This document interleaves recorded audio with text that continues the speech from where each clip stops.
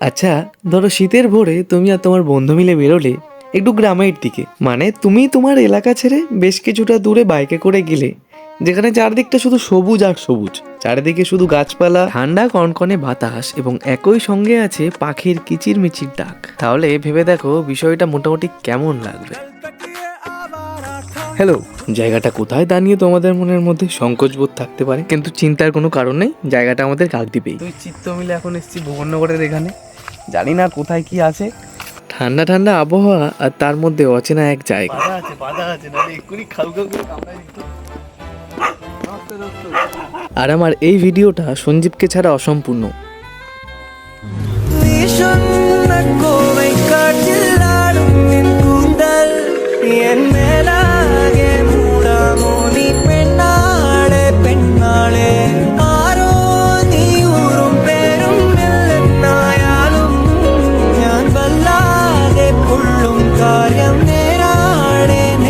অনেক দিন ধরে ইচ্ছে ছিল যেরকম ধান ক্ষেতের মধ্যে নেমে একটা ভিডিও বানাবো, আর ফাইনালি তা আজকে কমপ্লিট হলো। हमको यहाँ पे बैठा दिया है भाई ने, और भाई जा चुका है बहुत दूर।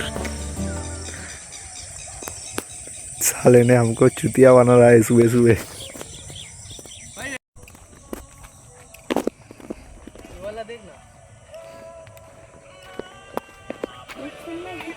देख